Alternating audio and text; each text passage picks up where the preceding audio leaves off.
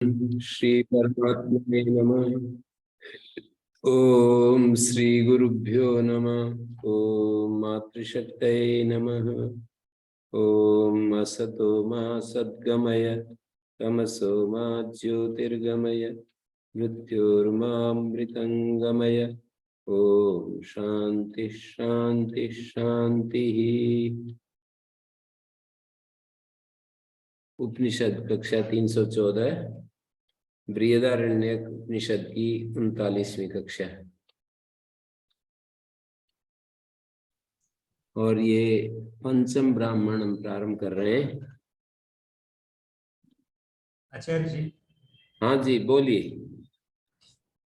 प्रश्न है आचार्य जी, आप कल बोल रहे थे अकाम अकाम, ये बहुत इम्पोर्टेंट है। और अकाम से खाना पीना सोना भी अकाम के बिना नहीं होता, पठन पाठन भी नहीं होता। तो इसके क्या लिमिट समझे हम, कौन सा काम ना करे कौन सा नहीं करे? नहीं, हमारी कामनाएं मन में पैदा होती है ना, जो तरह तरह की कामनाएं पैदा होती हैं जिनसे हमारे अहम को अहम हमारा प्रभावित होता है, अहम को स्पर्श होता है। आप ऐसा समझिए जैसे शरीर में यदि आराम करने की इच्छा होती है तो ये हम शरीर की कामना में से प्रभावित हो रहे हैं।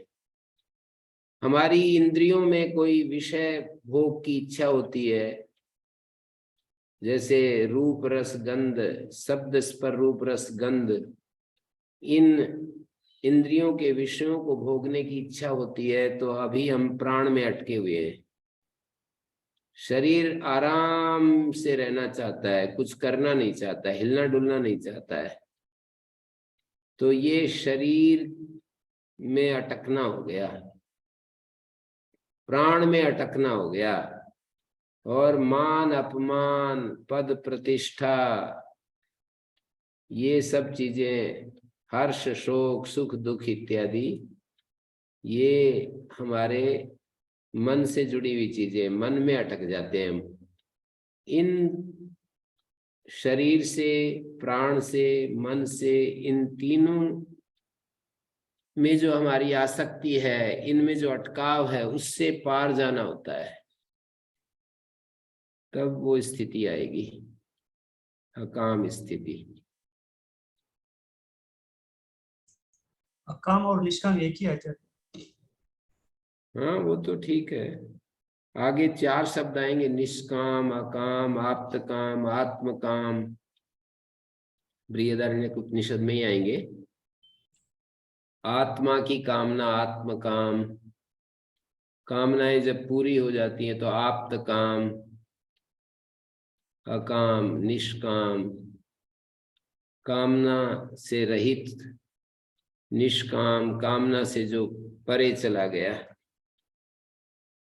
तो ये पता चलता है हमारे को जब हम साधक बन करके जीना शुरू करते हैं, हमारे को पता चलता है कुछ अभाव यदि हमारे को महसूस हो रहा है, अभाव, ये एक एक दृष्टि से कही है बातें। वो महर्षि दयानंद ने मनु महाराज को कोट करके दिया है, अकामस्य क्रिया काचित संकल्प मूलः कामो वही यज्ञ संकल्प संभवा व्रतानि यम धर्मा व्रतानि यम धर्माश्च सर्वे संकल्प जा स्मृता। और अकामना, काम रहित हो गए तो फिर कोई क्रिया ही समाप्त हो जाएगी। जैसे आप बोल रहे हो ना, अकामस्य क्रिया काचित दृश्यते, ये मनु महाराज का श्लोक है, दृश्यते नेह कष्ट कर ही चित। तो वो एक दृष्टि से कही है वो सब चीजें। वैदिक जो यज्ञ वेद धर्म पर जो चलने वाले लोग हैं, उनको वेद का अनुष्ठान करने के लिए सबसे पहले शास्त्र पर केंद्रित होना पड़ता है।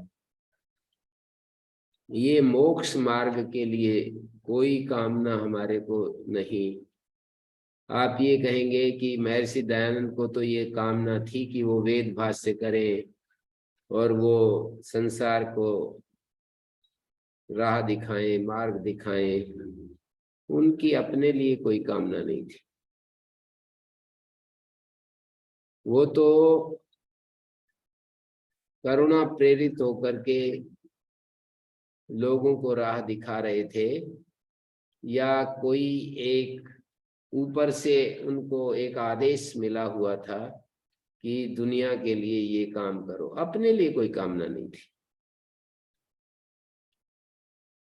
अपने लिए कामना होती है सम्मान की कामना, पैसे की कामना, पावर की कामना, पुत्रेषणा, वित्तेषणा, लोकेषणा, साधनेषणा और साध्येषणा। ये सब जो है अपने लिए, वो आर्य समाज का गठन किया, वो अभी अपने लिए नहीं है। उन्होंने जो आर्य समाज के नियम बनाए, इतना जो मेहनत कर रहे थे, पुरुषार्थ कर रहे थे, एक एक क्षण का सदुपयोग करते थे, पत्र लिखते थे, कभी बात कर रहे हैं, कभी कुछ कर रहे हैं, बहुत ज्यादा व्यस्त थे। अपने लिए कुछ भी नहीं था। अपने लिए कोई कामना यदि है कि इस योजना से मेरा व्यक्तित्व बढ़ेगा, इस योजना से मैं पहचान में आऊंगा, ये ऐसा कुछ करता हूं जिससे कि दुनिया में तेरा नाम होगा, रहता है ना। वो बड़े बड़े लोग भी और छोटे लोग भी। एक बच्ची का इंटरव्यू में सुन रहा था, वो 22 साल की उम्र में पहले ही अटेम्प्ट में आईपीएस किया, तो वो कहती हैं कि मेरे को मन में आया तुझे कुछ करके दिखाना है, तुझे अपने माता पिता का नाम करना है। तो ये नाम करने की जो बात है, ये कामना में आती है।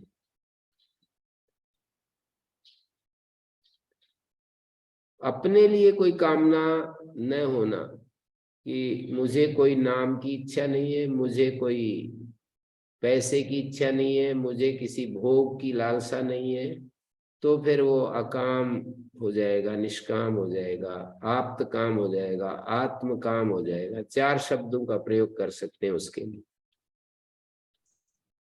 इसका अर्थ कोई उद्देश्य नहीं जीवन में, तो फिर वो निठल्ले हो जाएंगे। नहीं, अपने लिए कोई कुछ भी प्राप्त करने के लिए अपने लिए कुछ नहीं बचा ना। निठल्ला क्यों होगा? कितनी दुनिया दुखी है, उनके लिए करेगा। जब तक जिएगा, ये महापुरुष निठल्ले नहीं दिखते ना।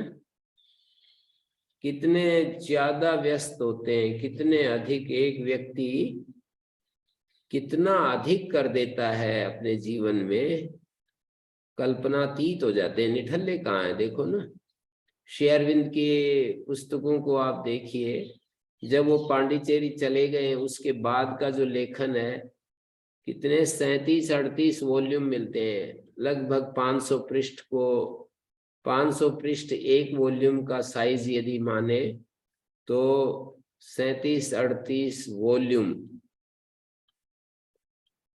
तो कितने पृष्ठ हो जाते हैं? 17-18 हजार पृष्ठ हो जाते हैं, बड़ी साइज में, पुस्तक के बड़े आकार में। तो ये निठल्ले कहाँ है? महर्षि दयानंद को देखिए, शंकराचार्य जी को देखिए, निठल्ले कहाँ है? अपने लिए कोई कामना यदि शेष है, तो आत्मा की उपलब्धि नहीं होगी। ये बात तो पक्का उपनिषदों ने समझा दिया है कि सारी कामनाएं जब अंत हो जाता है, तब जाकर के ब्रह्म प्राप्ति होती है।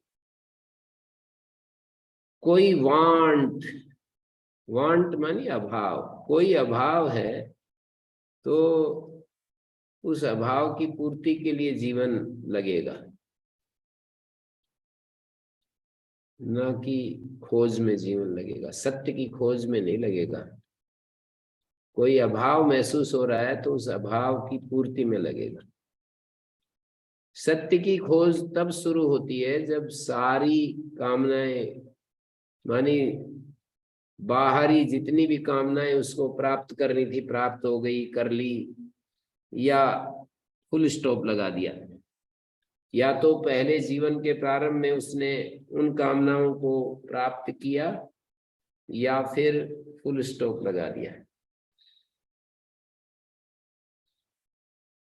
तो अपने लिए कोई कामना यदि शेष है तो सत्य तो नहीं मिलेगा, सत्य की खोज नहीं हो पाएगी। नहीं मिलेगा का मतलब उसकी खोज नहीं हो पाएगी।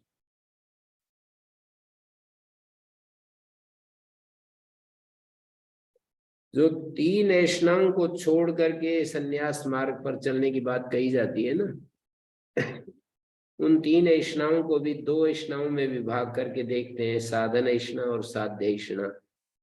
मानी कुछ साधन ऐष्णाएं होती हैं, कुछ साध्य ऐष्णाएं होती हैं। तो व्यक्ति के सामने साधन ऐष्णा या साध्य ऐष्णा बनी हुई है तो खोज कैसे करेगा आत्मा की?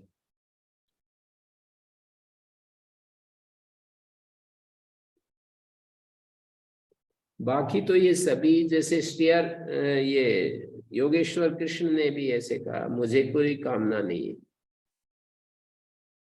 मेरे को जो पाना था पा लिया है, जो करना था कर लिया है, जो जानना था जान लिया है।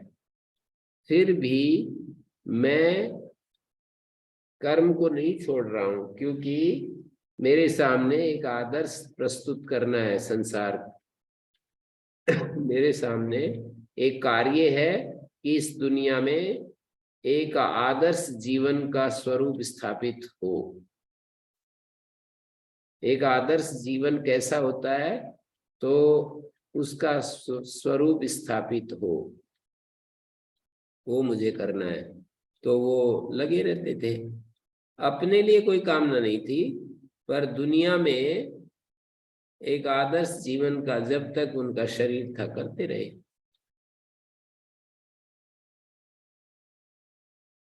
अचानक कोई हमारे प्राण ले ले, जैसे उनको तीर लग गया था, चला गया जीवन। जैसे उड़िया बाबा मंच के ऊपर बैठे थे, उसी समय किसी ने कुल्हाड़ा आकर के किसी पागल ने उनके सिर पर मार दिया और वो उसी समय चले गए। तो वो तो एक पूरे पहुंचे हुए संत थे, किसी ने जीवन ले लिया तो कोई बात नहीं, उनका काम पूरा हो गया था। अब जो वो कर रहे थे, वो जब तक प्राण रहेंगे तब तक वो करते रहेंगे निष्काम भाव से। कोई उससे कुछ लेना देना नहीं है कि उससे उनकी इज्जत बढ़ जाएगी, उससे उनको भोग साधन उपलब्ध हो जाएंगे, उससे उनके जीवन में वो जो कमिटमेंट है वो पूरे हो जाएंगे। कमिटमेंट बचा ही नहीं ना कोई पुस्तक लिखना, पुस्तक छपवाना, ये सब अपने लिए नहीं है। मेरे सिद्धांत तो ये सब भी कर रहे थे, प्रेस लगाया और वो पुस्तक छपवा रहे थे और वो सब कार्य कर रहे थे जो एक गृहस्थी किया करते हैं। लेकिन वो सब अपने लिए कुछ भी नहीं करते थे, तभी वो ये भाषा बोल सकते हैं कि हे प्रभु, तुमने अच्छी लीला की, तुम्हारी इच्छा पूर्ण हो। ऐसी भाषा कैसे बोल सकते हैं? शिकायत मुक्त होकर के कैसे जा सकते हैं? शिकायत रहित होकर के वही जा सकता है जो जिसके पास कोई कामना नहीं है। जब तक है वो करता रहेगा, जो उसके संस्कार के अनुसार ज्ञान और सामर्थ्य मिला है उसका उपयोग संसार के लिए करता रहेगा। और जिस दिन चलते चलते कोई एक्सीडेंट हो जाए, कुछ नहीं, पीस पिलग्रिम माता जी शांति दूत बन करके घूम रही थी सारे देश में, अपने लिए कुछ भी नहीं था वो कि मेरे लिए कुछ पाना शेष है, कुछ भी नहीं। बस घूमते घूमते 80 साल की जब हो गई, अचानक कोई एक गाड़ी आई, टक्कर मार के चली गई और वो वहीं पर उनका प्राणांत हो गया, खत्म बात।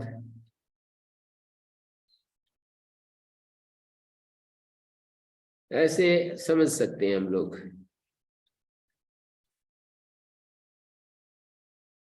मतलब कुछ स्थिति तक पहुंचना पड़ेगा, उसके बाद ही ऐसा हो जाए। हाँ, तो ये तो जब तक नहीं हमें ये माने हम करते ही है ना, ये जो वैदिक कर्म करते हैं ना जो, वो तो सारे कामना पूर्वक ही होते हैं। एक धर्म मार्ग है, एक ब्रह्म मार्ग है। तो धर्म मार्ग तो कामना से ही, जो आप बता रहे हैं ना, वो मनुस्मृति का जो श्लोक है वो धर्म पथ वालों के लिए है। जो ब्रह्म के रास्ते पर चल रहे हैं वो तो, यदि वो अभी रास्ते में है तो उनके सामने एक लक्ष्य होता है, मुझे ब्रह्म प्राप्त करना है। लौकिक लक्ष्य तो होता नहीं है, मुझे ब्रह्म की प्राप्ति करनी है, आत्मा की उपलब्धि करनी है, यही रहता है बस। और यदि उनको प्राप्त हो गया, संतुष्ट हो गए, तृप्त हो गए, तो उसके बाद जो करते हैं वो तो संसार को करुणा से प्रेरित होकर संसार को राह दिखाते हैं केवल, इससे आगे कुछ है नहीं उनका।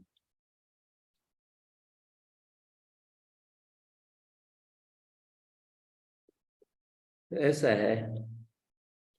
माने एक ब्रह्म मीमांसा, एक धर्म मीमांसा है। धर्म शास्त्र एक ब्रह्म शास्त्र है। वेदांत ब्रह्म मीमांसा है, पूर्व मीमांसा कर्म शास्त्र है या धर्म शास्त्र है। तो वहां तो कामनाएं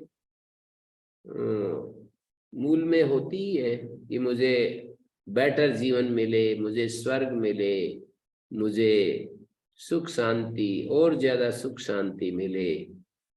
ये तो कामना का रास्ता है ही। मर्यादित ढंग से वैदिक वैदिक निर्देश के अनुसार, वेदों के अनुसार जो हमें कहा गया है कि ऐसे ऐसे जीवन जीना चाहिए, तो उसके अनुसार जीना होता है, और उससे हम अपनी इच्छाओं की पूर्ति करते हैं उस रास्ते से। तो वो तो वैदिक पथ की बात हो गई। लेकिन ये यदि मोक्ष मार्ग पर कोई चलना चाहता है तो समूल रूप से कामना का अंत करना होता है। अभी नहीं हुआ है तो कोशिश वही होती है कि पूरा समूल उच्छेद हो जाए कामना का। तो ये दो रास्ते हैं, इन रास्तों के अनुसार हम देख सकते हैं कि मैं किस रास्ते का पथिक हूं, किस रास्ते पर चल रहा हूं। यदि मेरा रास्ता ब्रह्म प्राप्ति का, मोक्ष प्राप्ति का है, तो कामनाओं को पूर्ण रूप से त्याग करना पड़ेगा। पुत्रेष्णा, वित्तेष्णा, लोकेष्णा, साधनेष्णा, साध्येष्णा, सब का त्याग करना पड़ेगा। अपने लिए कुछ भी नहीं चाहना, सारे अभावों को मिटाना पड़ेगा। कोई भी अभाव शेष ना बचे, कोई वांट ना बचे। और देखिए ये जो भेदभाव है ना, ये सब वांट के कारण ही तो होता है। किसी को हम, हमारे लिए कोई बड़ा होता है, कोई छोटा होता है, वांट के आधार पर। कल्पना कीजिए हमारी कोई वांट नहीं बची तो सारा संसार एक समान दिखने लगेगा। हमारे को कुछ भी फर्क नहीं दिखाई देगा कि ये तो मोदी जी हैं, ये तो झाड़ू लगाने वाला है। मानी ये सब उनके कार्य दिखते हुए भी, अलग अलग कार्य दिख रहे हैं, फिर भी उसके लिए तो उनका कोई भेद नहीं दिखेगा। ऐसा अंधा तो नहीं होता है, वो देख रहा है कि ये प्रधानमंत्री पद पर है, ये स्वीपर है, तो पर उसमें कोई प्रधानमंत्री पद के प्रति आकर्षण हो, महिमा हो मन में, और इनके प्रति हीन भाव हो, ऐसा कुछ भी नहीं बचेगा।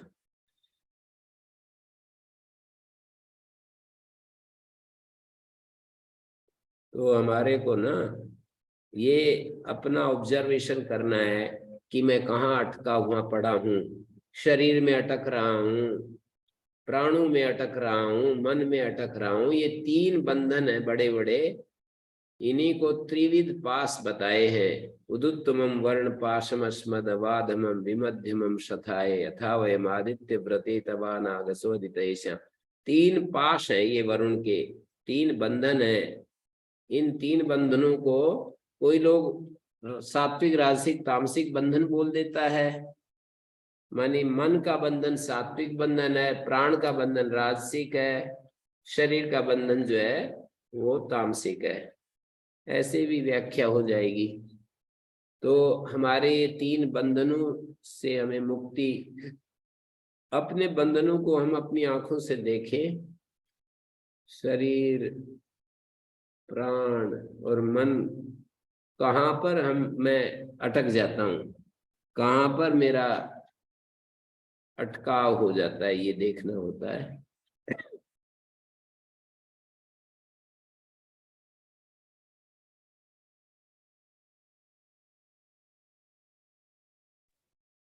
शरीर में अटकाव, प्राण में, प्राण का मतलब इंद्रियां, इंद्रियों में अटकाव और मन में अटकाव। तीनों अटकाव से तो ऊपर जाना ही पड़ेगा। 3 अटकाव है, इन तीनों अटकावों से परे जाना पड़ेगा।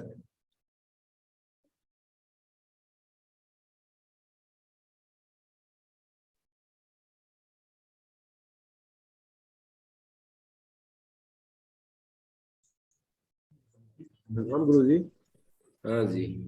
कल के चतुर्थ ब्राह्मण के व्याख्यान में, मैत्रेयी ब्राह्मण के व्याख्यान में आप आत्मा के बारे में काफी समझा रहे थे। तो उसमें, उस व्याख्यान में आपने कहा कि आप आत्मा की 4 लक्षण बताए, 5वां में मिस कर गया। आपने बताया कि आत्मा शुद्ध है, अप्रतिसंक्रमा है, अच्छा, अपरिणामी। ये तो उसमें है ना, योग दर्शन में आता है दूसरे सूत्र पर। जी तो अपरिणामी है, अप्रतिसंक्रमा है, दर्शित विषया। दर्शित विषया के बारे में मैंने बताया नहीं था। वो दर्शित विषया है, शुद्ध है और अनंत है, 5 चीजें हैं। वही भूल गया था। दर्शित विषय शब्द का अर्थ होता है कि बुद्धि के द्वारा उसके सामने विषय प्रस्तुत किए जाते हैं। मानी सारा हमारा मन, बुद्धि, इंद्रियां सब के सब विषयों को उस आत्मा के सामने रख देते हैं। हमारी बुद्धि, हमारा मन, प्राण, इंद्रियां आत्मा के समक्ष, जैसे मैं देख रहा हूं तो रूप को मैं रख रहा हूं, ऐसा नहीं सोचते हम, पर ऑटोमेटिक एक सिस्टम है, उसमें ये सब चलता रहता है। मैं आत्मा के सामने ये परोस रहा हूं, ऐसा नहीं होता है कि मैं सोच सोच करके हर चीज को आत्मा के सामने ले जाकर परोसता हूं, ऐसा नहीं होता। लेकिन हमारे को स्वाभाविक रीति से जो कुछ भी ज्ञान होता है वो आत्मा के पास पहुंच जाता है। इसी को दर्शित विषय, दर्शिता विषया यस्य, दिखाए गए विषय जिसके लिए। तो आत्मा दर्शित विषया है, मानी आत्मा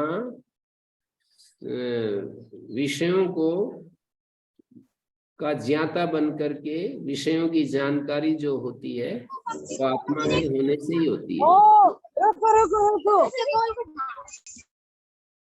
आत्मा के होने से ही विषयों की जानकारी होती है। ऐसे आप समझ सकते हैं। जी गुरु जी, समझ गए, धन्यवाद।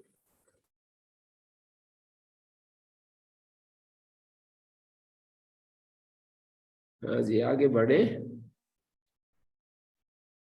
धन्यवाद आचार्य। इयं पृथ्वी सर्वेषां भूतानां मधु, मधु ब्राह्मण, इसका नाम मधु ब्राह्मण है, पंचम ब्राह्मण है। ये पृथ्वी सभी प्राणियों का मधु है, कार्य है।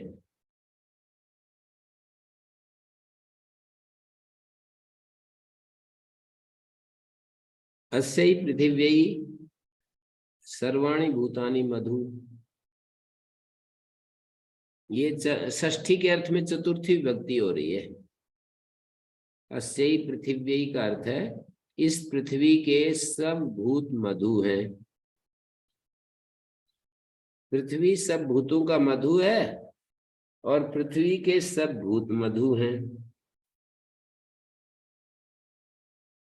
पृथ्वी सर्वेषां भूतानां मधु।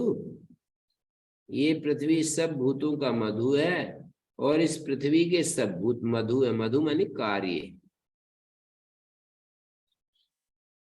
यश्च अस्याम पृथिव्याम, जो इस पृथ्वी में तेजोमय अमृतमय पुरुष है। यश्चायम अध्यात्मम, और जो ये अध्यात्मम शरीर में शारीर तेजोमय अमृतमय पुरुष। शारीर मानी लिंगाभिमानी। शारीर का मतलब शरीर में होने वाला, लिंगाभिमानी। तेजोमय अमृतमय पुरुष है। अयमेव स योयम आत्मा, इदम अमृतम इदम ब्रह्म इदम सर्वम। ये पहला मंत्र हमें अच्छे से समझना पड़ेगा, तभी अगले वाले सारे मंत्र समझ में आएंगे। बहुत सारे पर्याय हैं। पहला मंत्र ठीक से हम पढ़ लेते हैं, भाष्य को पढ़ लेते हैं। यहाँ पर यत् केवलम कर्म निरपेक्षम अमृतत्व साधनम तद वक्तव्यमिति मैत्रेयी ब्राह्मणम आरब्धम। पिछली भूमिका को जोड़ रहे हैं इसके साथ, कनेक्टिंग भाष्य बोलते हैं। पिछले वाले भाष्य के साथ इसको कनेक्ट कर रहे हैं अगले ब्राह्मण को। यत् केवलम कर्म निरपेक्षम, जो केवल कर्म से निरपेक्ष अमृतत्व का साधन, अमृतत्व का साधन बताना है। तद वक्तव्यम इति मैत्रेयी ब्राह्मणम आरब्धम। मैत्रेयी ब्राह्मण का आरंभ कर रहे हैं। तच्च आत्मज्ञानम, तच्च आत्मज्ञानम, वो जो आत्मज्ञान है वो सर्व संन्यास अंग विशिष्टम, सर्व संन्यास रूप अंग से विशिष्ट है वो आत्मज्ञान। सर्व संन्यास रूप जो अंग है उससे विशिष्ट है। मानी आत्मज्ञान अंगी है, उपकार्य है, शेषी है और सर्व संन्यास रूप जो है वो अंग है। तो अंगांगी भाव है। सर्व संन्यास जो सर्वस्व त्याग है और आत्मज्ञान है, त्याग और आत्मज्ञान के बीच में अंगांगी भाव है, शेष शेषी भाव है, उपकारी उपकारक भाव है। ऐसा कह रहा हूं। उपकारी उपकारक भाव मानी ये जो सर्व संन्यास है ये उपकारक है और आत्मज्ञान उपकार्य है। आत्मज्ञान जो है वो शेष है, आत्मज्ञान शेषी है और सर्व संन्यास शेष है। आत्मज्ञान उपकार्य है, सर्व संन्यास उपकारक है। शेष शेषी भाव, उपकार्य उपकारक भाव, अंगांगी भाव मानी एक अंगी है। आत्मज्ञान अंगी है और सर्व संन्यास रूप जो अंग है वो उससे विशिष्ट है वो आत्मज्ञान। तो लिखा है तच्च आत्मज्ञानम सर्व संन्यास अंग विशिष्टम। सर्व संन्यास रूप जो अंग है उससे विशिष्ट है। सर्व संन्यास रूप अंग से विशिष्ट है ये आत्मज्ञानम। आत्मज्ञानम अंगी, आत्मज्ञान अंगी है, सर्व संन्यास अंग से विशिष्ट है। आत्मनि च विज्ञाते सर्वमिदं विज्ञातम भवति। आत्मा के जान लिए जाने पर सब कुछ जान लिया जाता है। ये बात बार बार दोहराई गई है, बार बार हम सुन रहे हैं। आत्मनि विज्ञाते सर्वमिदं विज्ञातम भवति। आत्मा च प्रिय सर्वस्मात्। आत्मा सबसे प्रिय है। तस्माद् आत्मा द्रष्टव्या सच श्रोतव्या मंतव्या निधिध्यासितव्या दर्शन प्रकारा उक्ता।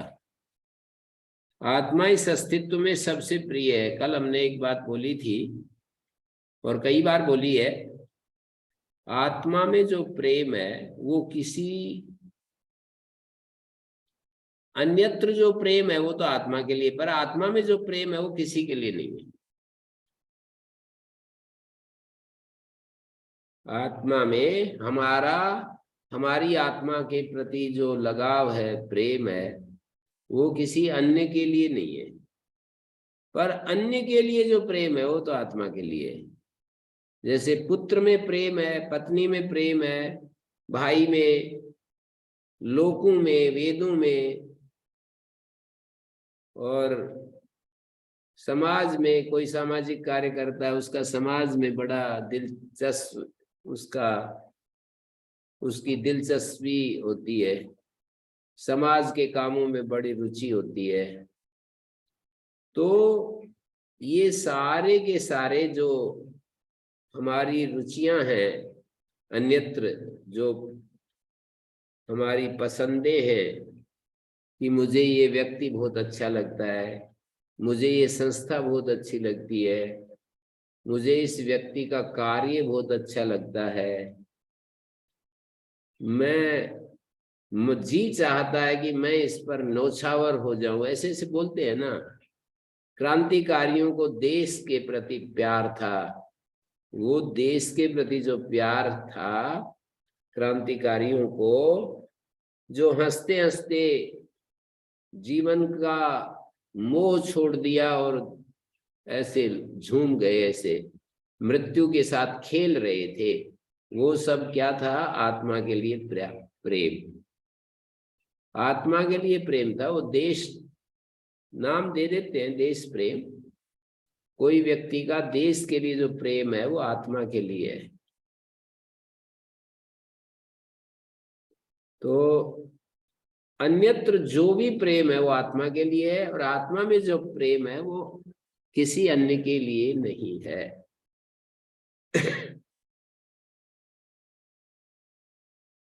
आत्मा च प्रिय सर्वस्मात्, ये यहाँ पर भाष्यकार लिख रहे हैं, आत्मा सबसे प्रिय चीज है अस्तित्व में।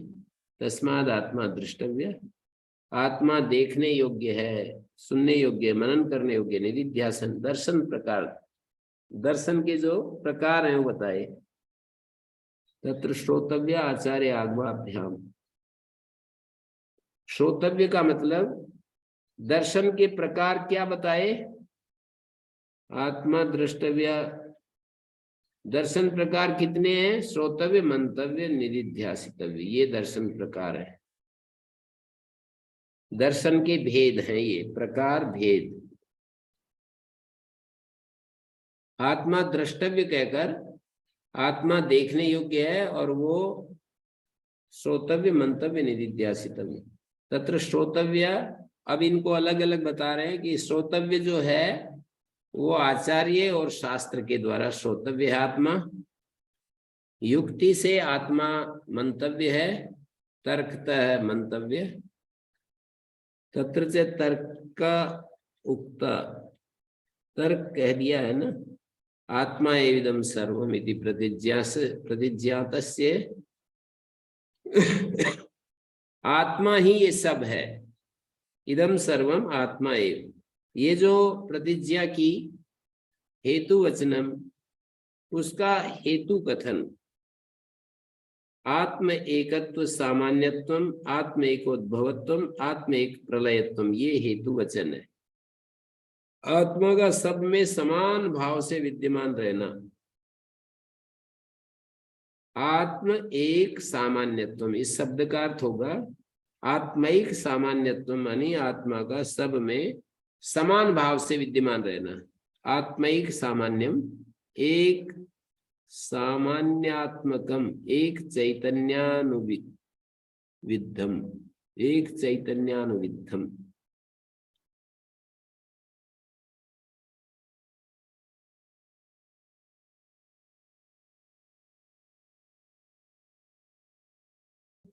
एक सामान्यत्वम आत्मेकोद्भवत्वम।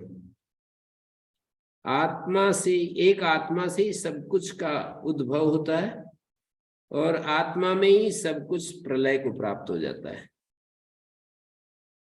तत्रयम् हेतुर असिद्धा इति आशंक्य आशंक्यते। तो ये हेतु तो असिद्ध है, ऐसी कोई आशंका कर रहा है। आत्म एक सामान्योद्भव प्रलयाख्य। आत्मा, आत्मा का सब में समान भाव से विद्यमान रहना, आत्मिक सामान्य, और उद्भव और प्रलय, तद आशंका निवृत्त्यर्थम एतद् ब्राह्मणम आरभ्यते। इस आशंका को हटाने के लिए ही ये हेतु सही नहीं बैठ रहा। हेतु को असिद्ध बता करके तत्र हेतु असिद्ध, ये जो हेतु है ये असिद्ध हेतु है। हेतु असिद्ध आशंकायाम, उसको निराकरण करने के लिए ब्राह्मण है। यस्मात् परस्पर उपकार्य उपकारक भूतम जगत सर्वम पृथिव्यादि। ये सारा जगत उपकार्य उपकारक भाव में है। सारा पृथिव्यादि जगत जो है उपकार्य और उपकारक रूप में है। कुछ इसमें उपकारक बना हुआ है, कुछ उपकार्य बना हुआ है। जैसे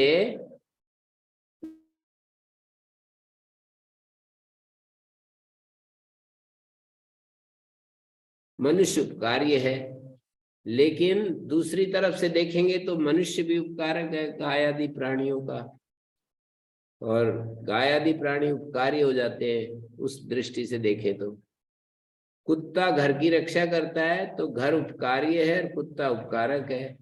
दूसरी तरफ से देखें तो घर के मालिक या घर के लोग कुत्ते की रक्षा करते हैं तो कुत्ता उपकार्य हो जाता है, कुत्ता उपकार्य हो जाता है और ये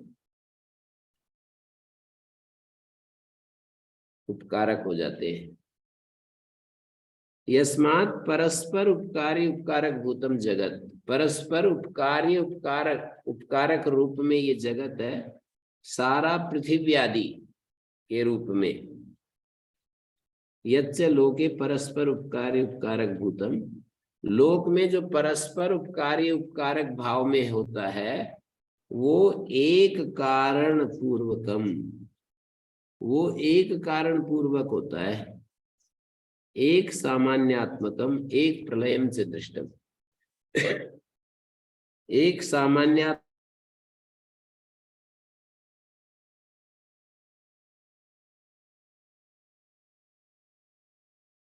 एक प्रलयम से दृष्टम, और एक में ही लीन हो जाती, वो सारी चीजें लीन हो जाती हैं। और एक कारणकम माने एक ही कारण से उत्पन्न होने वाला। एक सामान्यात्मकम माने एक चैतन्यानुविद्धम। आत्मिक सामान्यत्व, आत्मिक सामान्यत्व शब्द का अर्थ होगा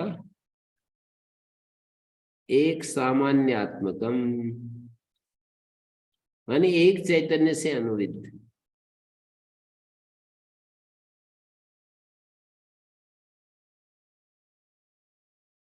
जगता स्थिति काले चित सामान्यत्वम यदुक्तम तन्न सिद्ध्यति चितो निस्सामान्य विशेषत्वात्। चित सामान्य व विशेष धर्म से रहित है। जगत की स्थिति काल में चित सामान्यत्व जो कहा उसको, जगत की स्थिति काल में चित सामान्य है। चित्त जो है सामान्य और विशेष इन दोनों से रहित है। जो एक है सामान्य वो होता है जो एक हो और अनेकों में अनुगत हो। तो यच्च लोके परस्पर उपकार्य उपकारक भूतम, परस्पर उपकार्य उपकारक रूप होता है वो एक कारण पूर्वकम, एक सामान्यात्मकम, एक प्रलयम, एक सामान्यात्मकम, एक चैतन्यानुविद्धम, एक प्रलयम। तस्माद इदम अपि पृथ्व्यादि लक्षणम जगत, ये जो पृथ्व्यादि लक्षण वाला जगत है परस्पर उपकार्य उपकार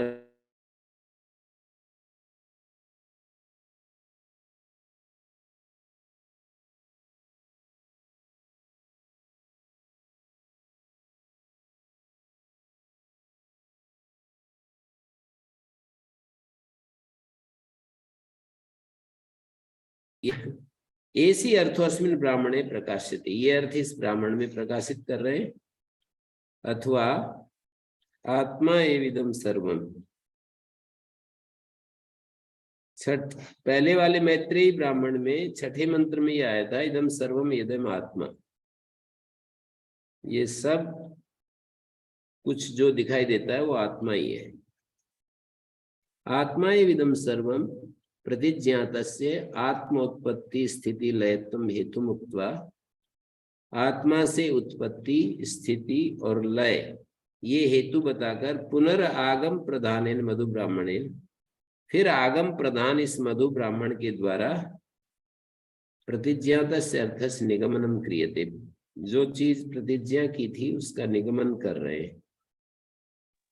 तथा ही नैयायिकों, नैयायिकों ने ये बात बतलाई, हेतु उपदेशात प्रतिज्ञा पुनर्वचनम निगमनम, हेतु कथन पूर्वक प्रतिज्ञा का जो प्रतिज्ञात अर्थ है उसका पुनर्वचन निगमन होता है।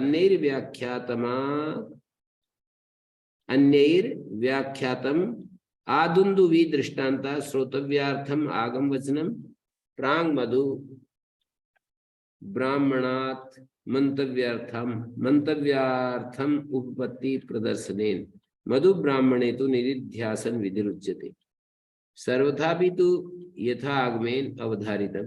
कहते हैं दूसरे आचार्यों ने ऐसा भी इसका व्याख्यान किया है, दूसरे लोगों ने, कि आदुन्दुवी दृष्टांता, दुन्दुवी दृष्टांत पर्यंत, पीछे वाले ब्राह्मण में, मैत्रेयी ब्राह्मण में दुन्दुवी दृष्टांत तक, आदुन्दुवी दृष्टांतात श्रोतव्यार्थम आगम वचनम, वो जो श्रोतव्य अर्थ है, श्रोतव्या मंतव्या निधिध्यासितव्या, श्रोतव्यार्थम आगम वचनम प्रांग मधु, अच्छा कहते हैं आदुन्दुवी दृष्टांत से लेकर, यहां पर तक नहीं, से लेकर, आदुन्दुवी दृष्टांत से लेकर श्रोतव्यार्थम आगम वचनम, श्रोतव्य विषय वाला जो आगम वचन है, प्रांग मधु ब्राह्मणात्, इस पांचवें ब्राह्मण से पहले पहले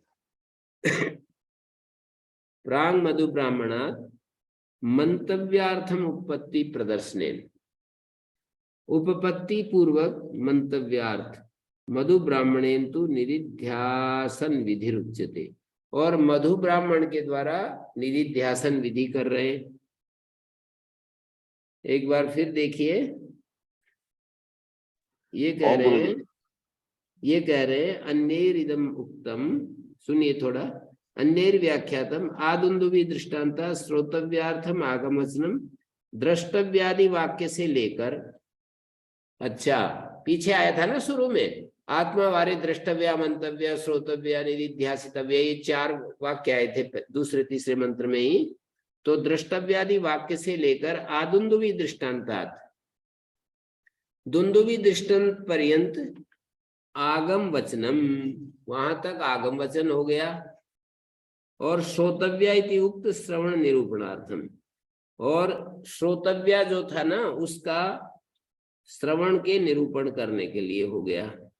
दुन्दुवी दृष्टांताद आरभ्य, दुन्दुवी दृष्टांत से लेकर मधु ब्राह्मण से पहले पहले युक्ति पूर्वक मंतव्या इति उक्त मनन निरूपणार्थम, ये मंतव्या, ये जो है इस मंतव्या के द्वारा जो मनन कहा गया था उसका निरूपण करने के लिए।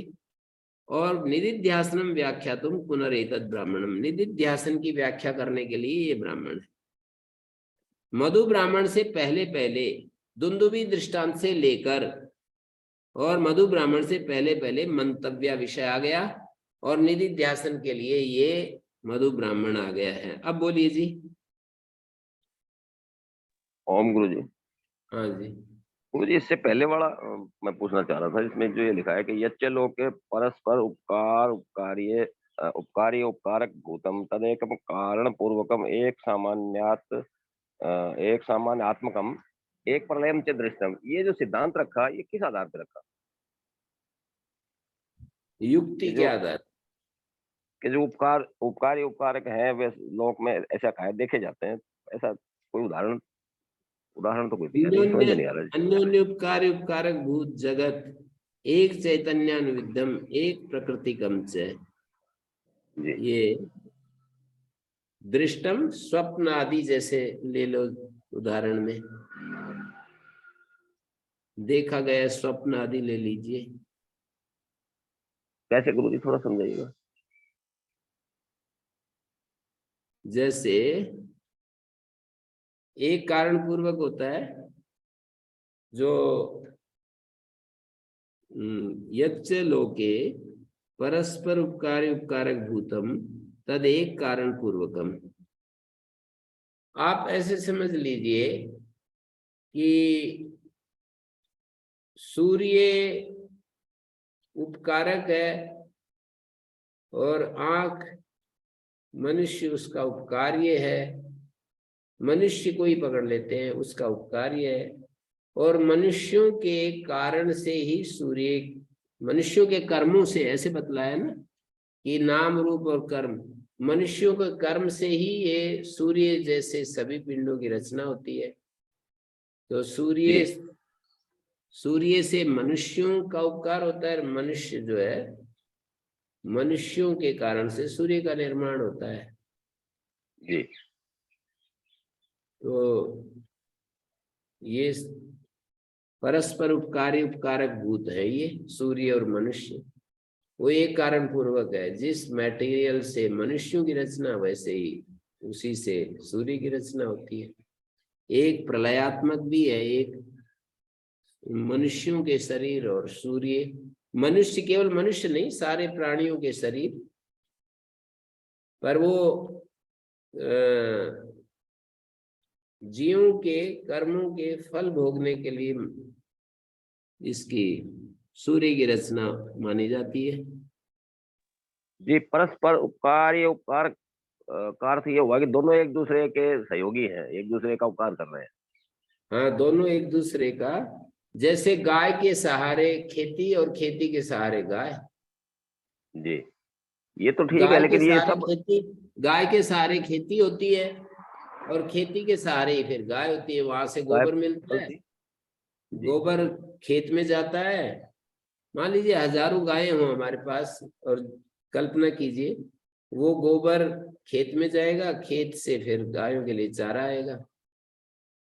जी, ये तो ठीक है, लेकिन फिर ये आपस में जो जिनका ये संबंध होता है वे एक ही प्रलय वाले, एक ही उत्पत्ति वाले। ये तो बिल्कुल समझ में आता है। एक सामान्यात्मक है, वो एक चैतन्यानुविद्ध है, एक ही चैतन्य से अनुविद्ध है दोनों। यश्च असो आदित्य यश्च पुरुषे स एका, ऐसा उपनिषद में आता है, याद होगा आपको जी। एक सामान्यात्मक हो गया और एक प्रलय, मानी ये सारी चीजें एक में ही जाकर लीन होती हैं और एक कारणक है। एक ही तो कारण है इनका, एक चैतन्य ही। तस्माद वाई तस्माद आत्मना, आत्मा से ही तो सारा अस्तित्व आया है। जी। यतो वा इमानि भूतानि जायन्ते येन जातानि जीवन्ति यत् प्रयन्ति अभिसंविशन्ति, जिसमें लीन होती हैं, जिसमें, जिससे उत्पन्न होती हैं, जिससे पालित होती हैं, वो ब्रह्म है। एक कारणक हो गया, जी। एक में ही लीन, और एक सामान्यात्मक का मतलब एक चैतन्यानुविद्ध। तो आगे कह रहे हैं एष अर्थो अस्मिन् ब्राह्मणे प्रकाशते। हाँ, अन्यैर्व्याख्यातम आदुन्दुभी दृष्टान्ता श्रोतव्यार्थम आगम वचनम। अन्य लोगों ने, अन्य आचार्यों ने व्याख्यात किया है कि आदुंदुवी दृष्टांता श्रोतव्यार्थम आगम वचनम। द्रष्टव्यादि वाक्य से लेकर आदुंदुवी दृष्टांता आगम वचनम, एक बात होगी यहां तक। आगम वचनम प्रांग मधु ब्राह्मणात् मंतव्यार्थम उपपत्ति प्रदर्शने। और ये हो गया मंतव्य, मधु ब्राह्मण से पहले पहले, यानी यहां से लेकर श्रोतव्य इति श्रोतव्य, ये एक स्टेप पूरा हो गया श्रवण निरूपण के लिए। दुंदुभी दृष्टांत से लेकर मधु ब्राह्मण से पहले पहले उपपत्ति प्रदर्शनेन मंतव्य इति उक्त मनन निरूपणार्थम आगमस्म, मनन का निरूपण करने के लिए। और निधिध्यासन व्याख्यातुम पुनरेतद् ब्राह्मणम, ये निधिध्यासन के लिए होगा मधु ब्राह्मण। सर्वथा भी तो यथा आगमेन अवधारितम तर्कता तथैव मंतव्य। कहते हैं ये श्रवणादेर विधेयत्वे विधेयत्वे भी इति यावत्, श्रवणादेर विधेयत्वे अविधेयत्वे, श्रवणादि को इसका खंडन किया भाष्यकार ने। सर्वथापि तु यथा आगमेन अवधारितम तर्कतस् तथैव मंतव्यम, यथा तर्क तो मतस्य तर्कागमाभ्याम निश्चितस्य तथैव निधिध्यासनम क्रियते इति पृथंग निर्देय निधिध्यासन विधिरनर्थ का एक। भाष्यकार ने इसका खंडन किया है। श्रवणादेर विधेयत्वे अविधेयत्वे भी अन्वय व्यतिरेकाभ्याम श्रवणे प्रवृत्तस्य तत्पौष्कल्ये सति अर्थ लब्धम मननम न विधिम अपेक्षते। अर्थ लब्ध जो मनन है वो विधि की अपेक्षा नहीं करता। यथा तर्क तो मतम तत्वम, तर्क से जिस तत्व को जाना, तथा तस्य तर्कागमाभ्याम निश्चितस्य उभय सामर्थ्यादेव निधिध्यासन सिद्धो तदपि विधि अनपेक्षमेव। तस्मात् पृथक करण विभागो अनर्थक इति अस्मद अभिप्राय। हमारा अभिप्राय यह है कि पृथक करण विभाग, अन्य आचार्यों ने जो व्याख्या की है उसको विभाग बना करके जो बताया है वो ठीक नहीं। श्रवण मनन निधिध्यासनानाम, श्रवण मनन निधिध्यासन का विभाग करने की जरूरत नहीं है कि इतना में तो ये, इतना में ये।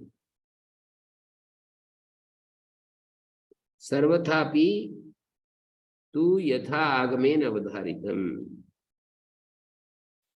श्रवणादेर विधेयत्वे अविधेयत्वे भी अन्वय व्यतिरेकाभ्याम श्रवणे प्रवृत्तस्य, अन्वय व्यतिरेक के द्वारा श्रवण में जो प्रवृत्त है तत्पौष्कल्ये सति अर्थलब्धम मननम, अर्थलब्ध मनन है न विधिम अपेक्षते। तो सर्वथापि तो अध्याय द्वयस्य अर्थो अस्मिन् ब्राह्मणे संगृह्यते। भाष्यकार कह रहे हैं पहला और दूसरे दोनों अध्यायों का जो अर्थ है इस ब्राह्मण में उपसंहार कर रहे हैं, मधु ब्राह्मण में।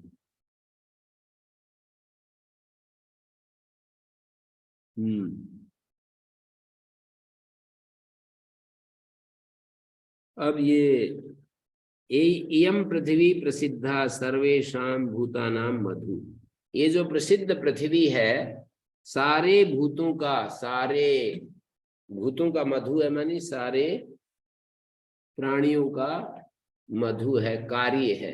सारे प्राणियों के कारण उनके कर्मों को लेकर के मधु पृथ्वी का निर्माण हुआ है।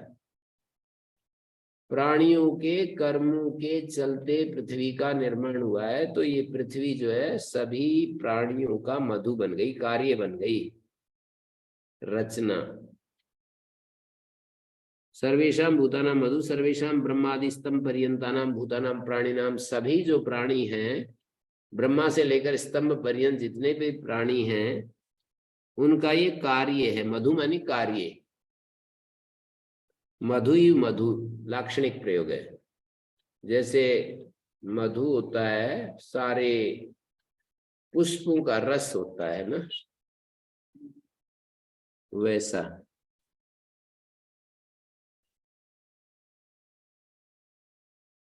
तो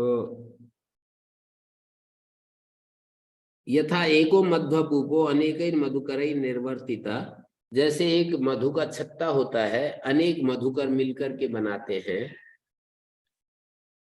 बहुत मधुमक्खियां उसको तैयार करती हैं। एवं यम पृथ्वी सर्वभूत निर्वर्तिता, ऐसे ये पृथ्वी है, ये मध्वपूप की तरह है, और सारे भूत जो है उन्होंने इसको बनाया। तथा सर्वाणि भूतानि पृथिव्या अस्या मधु कार्यम, और सारे भूत जो हैं पृथ्वी के मधु है।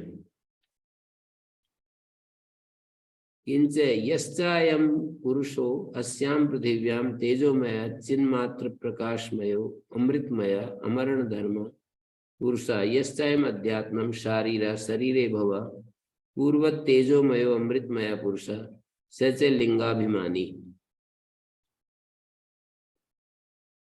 यश्चायं पुरुषो अस्यां पृथिव्यां तेजोमया, और जो ये पुरुष है इस पृथ्वी में जो तेजोमय है, पृथ्वी में एक चैतन्य, तो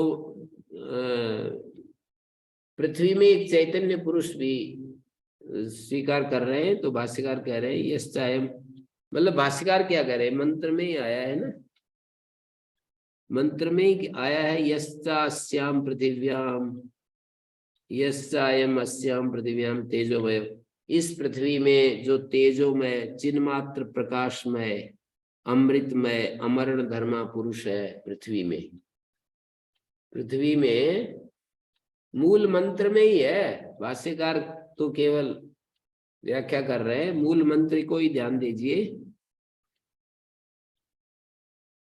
यस्याम पुरुषो अस्याम पृथिव्याम तेजोमय चिन्मात्र प्रकाशमय, इस पृथ्वी में जो तेजोमय है, चिन्मात्र प्रकाशमय है, अमृतमय है, अमरण धर्मा पुरुष है,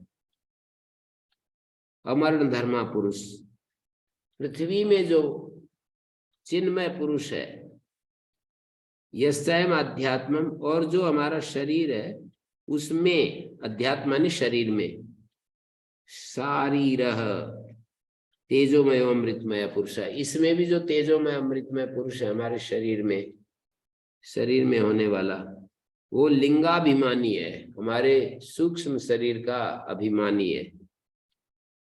सच सर्वेशाम, वो जो तेजोमय अमृतमय पुरुष है वो सर्वेशाम भूतानाम उपकार करणत्वेन मधु, सभी भूतों का उपकार करने से मधु है। सर्वाणि च भूतानि अस्य मधु, और सारे भूत इसके मधु है, इसके मधु है, कार्य है। च शब्द सामर्थ्यात् एवं एतत् चतुष्टयम तावत, ये चार चीजें हो गई। एकम सर्वम भूत कार्यम, एक जो मधु है वो सर्वभूत कार्यम, सारे भूतों का कार्य है। सर्वाणि भूतानि अस्य कार्यम, अस्य मानी इस चतुष्टय का कार्य है। सारे भूत, सर्वाणि भूतानि अस्य कार्यम, इस चतुष्टय के कार्य है। एक एवं एतत् चतुष्टयम तावद एकम मधु, ये जो चतुष्टय है वो एक मधु हो गया। सर्वभूत कार्यम, ये जो चतुष्टय है एक मधु हो गया, सब भूतों का कार्य, और सारे भूत इस चतुष्टय के कार्य। अतो अस्य एक कारण पूर्वकता, इन दोनों की, अस्य मानी अस्य चतुष्टयस्य एक कारण पूर्वकता, यस्माद् एकस्मात् कारणात् एतद् जातम, क्योंकि ये एक कारण से पैदा हुआ। तदेव एकम परमार्थ तो ब्रह्म, वही एक जो है वो परमार्थतः ब्रह्म है, जिस कारण से ये सारा जगत उत्पन्न होता है। इतरत कार्यम, बाकी तो कार्य है। वाचारम्भणम विकारो नाम ध्येयम, मिट्टी से अनतिरिक्त है, जो भी कुछ मिट्टी के बने हुए पोट्स है ना, बर्तन है, वो नाम ध्येय मात्रम तेस मधु पर्यायणम सर्वेशम अर्थ है संक्षिप्त। मधु पर्यायों का ये संक्षेप से अर्थ है। अयमेव स योयम प्रतिज्ञाता इदं सर्वम इदम् आत्मा, अयमेव स योयम प्रतिज्ञाता इदं सर्वम यदयम आत्मा इदम अमृतम यन्मैत्रेया अमृतत्व साधनम उक्तम आत्मविज्ञानम इदम तद अमृतम। मैत्रेयी के लिए अमृतत्व का साधन बताया आत्मविज्ञान, इदम तद अमृतम, इदम ब्रह्म, ये ब्रह्म है, यद ब्रह्म ते ब्रवाणी जपयिष्यामि। अध्याय के आदि में, दूसरे अध्याय के आदि में जो अजातशत्रु ने कहा था गार्ग्य, दृप्त बालाकी को, गार्ग्य को कहा था इदम ब्रह्म यद ब्रह्म ते ब्रवाणी जपयिष्यामि। अध्यायादौ प्रकृतम यद विषय च विद्या ब्रह्म विद्या इति उच्यते। इदम सर्वम यस्मात् ब्रह्मणो विज्ञानात् सर्वम भवति। ब्रह्म के जानने से कोई भी व्यक्ति सर्वरूप हो जाता है, सर्वात्म भाव को प्राप्त हो जाता है। तो ये एक मंत्र, या बाकी कल करेंगे।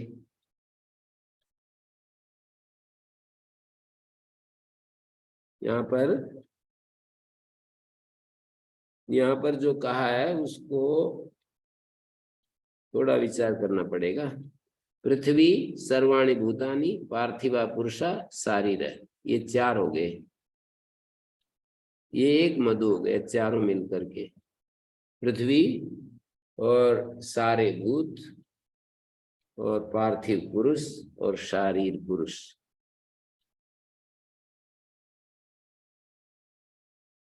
ओम गुरुजी, पार्थिव पुरुष से क्या मतलब यहाँ? ये मूल में ही आया ना, मैं वही कह रहा था कि यस्याम पृथिव्याम तेजोमय अमृतमय पुरुषा। इस पृथ्वी में जो तेजोमय अमृतमय पुरुष है, चैतन्य, यहाँ तो कुछ भी, इस अद्वैत मत में कुछ भी जड़ नाम की चीज दिखाई नहीं देती। जहाँ कहीं आत्म अनात्म का विवेक करते हैं, वहां इतने ही अर्थ में, जैसा कि हमने देखा था कि जिसको हम अनात्म कह रहे हैं उतना ही आत्मा नहीं है, बल्कि उससे अतिरिक्त भी है। त्रिपादस्यामृतम देवी। जब हम नेति नेति के द्वारा ये कहते हैं कि ये जो प्रतीयमान है ये ब्रह्म नहीं है, इसका मतलब है इतना ही ब्रह्म नहीं है। ब्रह्म तो है ये, पर इतना ही ब्रह्म नहीं है जितना दिखाई दे रहा है, प्रतीति जितनी हो रही है। जो जो भी प्रतीत हो रहा है उतना ही ब्रह्म नहीं है। तो ये अमृतमय पुरुष, इस पृथ्वी में एक अमृतमय पुरुष है, हमारे शरीर में भी एक अमृतमय पुरुष है, और वो एक ही है। ओम गुरु जी, हाँ जी। क्या इससे ये मान के चले कि वेदांत के सिद्धांत के अनुसार जितने भी संस्थान है, चाहे वो पुरुष का शरीर है, चाहे किसी जीव का है, या कोई जिसको हम दूसरे प्रकरणों में जिनको हम सूर्य पृथ्वी आदि को हम जिनको जड़ कह देते हैं, इन सब का एक अभिमानी मतलब कोई आत्मा है? हाँ, अभिमानी आत्मा का मतलब वो एक ही आत्मा है। ऐसे तो अलग अलग व्यवहारिक धरातल पर उनको आप अलग अलग कह दीजिए, पर तत्वतः तो एक ही है ना। एक जैसे दूसरे सांख्य आदि में ये कहा जाता है कि इन सब में चैतन्य जो है वो सब में पिरोया हुआ है, तो वो एक तो वो भाषा बनती है, और एक इनमें यदि एक एक का अभिमानी अलग अलग से माने, जैसे सूर्य आदि का, पृथ्वी आदि का। नहीं, एक तो है ही, पर एक होते हुए भी इन सब में वो एक ही तो है। मैं जीव के रूप में जिसको मैं जीव कह रहा हूं, वो जीव भी तो, जीव के रूप में जिसको हम कह रहे हैं वो कोई अलग है क्या? अलग प्रतीत हो रहा है क्या? अलग तो प्रतीत तो नहीं हो रहा, लेकिन चैतन्य के तो धरातल पर, चैतन्य के धरातल पर अलग नहीं है, ये तो ठीक है, और कार्य के धरातल पर तो अलग है जी। तो चैतन्य के धरातल पर कार्य जो कार्य जगत है ना, कार्य व्यवहार, व्यवहारिक जगत, व्यवहारिक जगत में तो हर जगह एक पृथ्वी का अभिमानी एक वो हो गया पार्थिव पुरुष, तो शरीराभिमानी लिंगाभिमानी एक हो गया हमारे शरीर का अभिमानी, सभी शरीरों का अभिमानी, फिर एक हिरण्यगर्भ हो गया। ऐसे नीचे से लेकर बड़े तक हैरारकी। तो इसमें गुरु जी फिर ये समझ में पूछने की बात ये थी कि मतलब कि जहाँ जैसे हिरण्यगर्भ आदि कोई भी आत्मा, जैसे हम एक आत्मा है, एक जीव आत्मा है, वो ही जैसे वहां तरक्की करके वहां पहुंचता है, तो क्या पृथ्वी आदि में भी ऐसा ही है? हाँ, पृथ्वी आदि में भी कर्मों के कारण ही वो है सारे अभिमानी। जी सूर्य में भी, पृथ्वी में भी। जी गुरु, धन्यवाद। ओम शांति शांति शांति।